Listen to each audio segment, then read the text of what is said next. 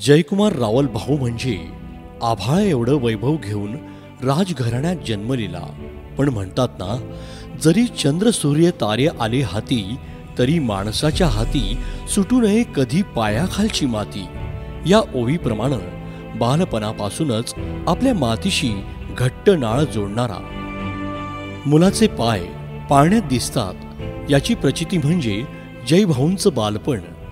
इयत्ता पहिलीपासून ते थेट बिझनेस मॅनेजमेंटचे शिक्षण होईपर्यंत वसतिगृहात राहून आपलं शिक्षण पूर्ण करणारा एक उमदा तरुण जेव्हा आपल्या दोंडाईच्या गावी येतो आणि तालुक्यात तापी, बुराई, पांझरा, अमरावती अशा विविध नद्या असताना देखील कायमचा दुष्काळी असा शाप कसा, हा विचार करतो आणि वडिलोपार्जित असलेला उद्योगधंदा सोडून आपलं हुबं आयुष्य समाजकारणासाठी समर्पित करण्याचा संकल्प करतो आणि वयाच्या केवळ 25व्या वर्षी राजकारणात येतो.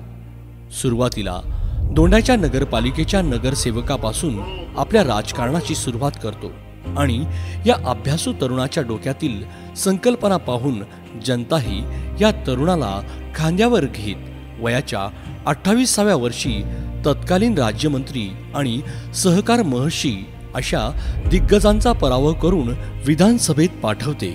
याच संधीचं सोनं करत जनतेने दाखविलेल्या या विश्वासाला सार्थ ठरवत आजपर्यंत अविरतपणे 20 वर्ष आपल्या भागाचे प्रतिनिधित्व जयभाऊ महाराष्ट्राच्या विधानसभेत करत आहे. सन 2004 साली शहादा दोंडाईच्या मतदारसंघातून पहिल्यांदा निवडून आल्यानंतर साधा आमदार निधी देखील स्वातंत्र्य मिळाल्यानंतर न पोहोचलेल्या गावांमध्ये गाव तिथे आमदार निधीतून वास्तू उभ्या केल्या. पहिल्याच हिवाळी अधिवेशनात माझ्या अमरावती प्रकल्पाला निधी द्या, अन्यथा मी बाकावर बसणार नाही असा अट्टहास करणाऱ्या या तरुणाकडे पाहून तत्कालीन जलसंपदा मंत्री अजित पवार यांनी तात्काळ 9 कोटी निधी मंजूर करता अमरावती प्रकल्पाचे काम पूर्ण केले. सन 1978 पासून रखडलेल्या अमरावती प्रकल्पाचे काम पूर्ण झाल्यानंतर त्यांनी आपला मोर्चा तापी नदीवरील अपूर्ण असलेल्या सारंगखेडा, सुलवाडे आणि प्रकाशा बॅरेजकडे वळविला.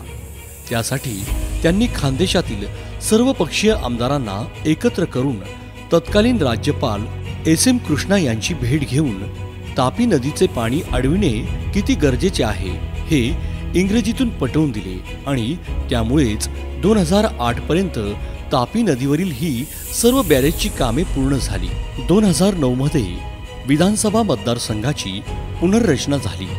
त्यात जयभाऊंनी पुढाकार घेत पूर्वी 2 मतदारसंघामध्ये विभागलेला आपला शिंदखेडा तालुक्याचा एक तालुका एक मतदारसंघ तर केलाच, शिवाय साक्री तालुक्यातील दुसाने महसूल मंडळातील 19 गावांना देखील जोडून घेतले. त्यानंतर झालेल्या निवडणुकीत जयभाऊंचा तब्बल 51,000 मतांनी दणदणीत विजय झाला. परंतु पुन्हा एकदा विरोधी पक्षात बसावे लागले. परंतु लढवय्या जयभाऊ कधीच डगमगले नाहीत. त्यांनी आपल्या भागाच्या विकासासाठी थेट विधिमंडळात तारांकित प्रश्न, लक्षवेधी सूचना मांडून आपल्या भागाकडे शासनाचे लक्ष वेधले. त्यावेळी त्यांनी विविध छोट्या मोठ्या नदी नाल्यांवर साठवण बंधारे, केटीवेअर बंधारे तर बांधलेच, शिवाय 1990 पासून एकही उद्योग नसलेल्या नरडाणा MIDC मध्ये रिकामे प्लॉट अडकवून बसलेल्या उद्योजकांना तंबी देत उद्योग सुरू करा, अन्यथा प्लॉट रिकामे करा असा इशारा दिला. 2009 ते 2014 पर्यंत अनेक उद्योग MIDCत आणले. एवढेच नव्हे तर साक्री तालुक्यातील माळमाथा भागावर असलेल्या सौर ऊर्जा प्रकल्प थेट चंद्रपूरहून आपल्या भागाकडे खेचून आणला. जयकुमार रावलजी, तुम्ही ज्या वेळेस जे काम करून आणता ते काम मी पॉझिटिव्ह तुम्हाला करण्याचा प्रयत्न करत असतो. तुम्ही सोलरच्या बद्दलचा मुद्दा आणला, तो तर चंद्रपूरला चालला होता, तुम्हाला आठवतंय त्या. परंतु तुम्ही सांगितलं की माझ्या एकेकाळी भाजपचे अध्यक्ष असणाऱ्या मुनगंटीवार साहेबांच्याकडनं नका नेऊ, मायाकडेच ठेवा. याच काळात तत्कालीन आमदार स्वर्गीय दत्तू अण्णा पाटील यांच्या साथीनं वाडी शेवाडी प्रकल्पाचे कामही पूर्ण करून या ठिकाणी पूर्ण क्षमतेनं पाणी अडवण्यास सुरुवात झाली। आपल्या भागाच्या विकासासाठी संघर्ष करीत असतानाच तत्कालीन राजकारण्यांनी जय भाऊंना व त्यांच्या परिवारातील सदस्यांना खोट्या केसेस करून अनेक वेळा तुरुंगात पाठवण्यासाठी कोणतीही कसर सोडली नाही। त्यात कधी त्यांच्या गाडीवर हल्ला करणे, कधी त्यांच्यावर 307 सारखा गुन्हा दाखल करणे, कधी दंगलीच्या गुन्ह्यात आरोपी करणे, तर कधी रावल बँकेच्या गुन्ह्यात अटक करण्यासाठी पोलिसांना पाठविणे, अशा अनेक कट कारस्थांना तोंड देताना जय भाऊंना अनेक महिने बाहेर राहावे लागल्याचा इतिहास देखील आहे। या सर्व परिस्थितीतून अत्यंत ताऊन सुलाखून जय भाऊंचा संघर्ष सुरूच राहिला। 2014 मध्ये केंद्रात भाजपाची सत्ता आली। लगोलग झालेल्या विधानसभा निवडणुकीत जय भाऊ मोठ्या मताधिक्यांनी तिसऱ्यांदा निवडून आले आणि राज्यातही भाजपाची सत्ता आली। आपल्या भागातील सर्वच योजनांना मार्गी लावण्याची जय भाऊंना संधी मिळाली। त्यातच जशी दुधात साखर पडावी असाच योग आला आणि भाऊंना थेट राज्याच्या मंत्रिमंडळात रोहियो व पर्यटन खात्याची जबाबदारी मिळाली। म्हणूनच 1999 पासून केवळ कागदावर असलेल्या सुलवाडे जामफळ आणि प्रकाशा बुराई योजनेच्या कामाला प्रारंभ झाला। आज सुलवाडे जामफळ योजना पूर्णत्वाकडे आली असून येथील 54 गावांना थेट पाईपलाईनद्वारे सिंचनासाठी पाणी उपलब्ध होणार असून प्रकाशा बुराईला देखील 793 कोटीच्या निधीला सुधारित प्रशासकीय मान्यता मिळाली आहे। दुसरीकडे 85 गावांना थेट तापी नदीवरून पिण्याचे पाणी उपलब्ध करणारी योजना प्रगतीपथावर आहे। तर रस्ते, आरोग्याच्या सुविधा, दोंडाईच्या आणि शिंदखेडा शहराचा विकास पाहून तर बाहेरचा कुणीही माणूस थक्क होतो। रोहियो खात्याच्या माध्यमातून हजारो शेतकऱ्यांना सिंचन विहिरी, तर पर्यटन खात्यातून ग्रामीण भागातील तर सर्वच देवस्थांना मुबलक प्रमाणात या खात्याच्या माध्यमातून निधी दिला। म्हणूनच 2019 मध्ये जय भाऊंचा पुन्हा एकदा प्रचंड मताधिक्याने विजय झाला। पण राज्यात स्पष्ट बहुमत असताना देखील धोकाधाडीनं राज्यात विरोधी पक्षाचे सरकार स्थापन झाले। 2.5 वर्षात पुन्हा एकदा जय भाऊंचे विरोधक सक्रिय झाले आणि त्यांना अडचणीत आणण्यासाठी जुन्या गुन्ह्यांना उकरण्याचे काम त्यांनी सुरू केले।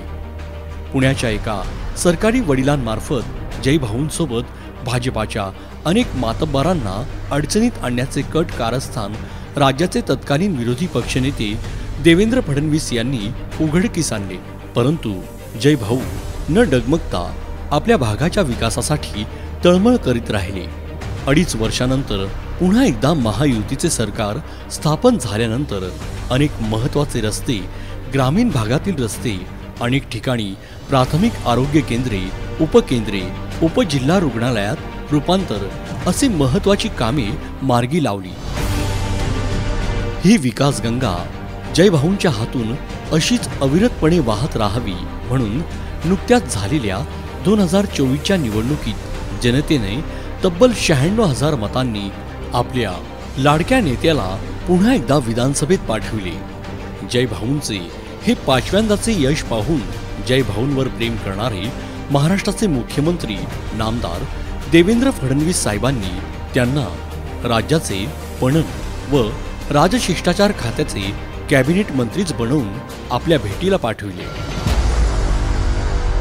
आज त्यांचे आपल्या दोंडाच्या नगरीत आपण स्वागत करीत आहोत। निश्चयाचा महामेरू, बहुत जनासी आधारू, अखंड स्थितीचा निर्धारू, श्रीमंत योगी समर्थ रामदासांच्या छत्रपतींच्या बाबतीतल्या या ओवी ज्यांना तंतोतंत लागू पडतात अशा जय भाऊंचे शिंदखेडा मतदारसंघातील जनतेतर्फे मनपूर्वक आणि अभिनंदन।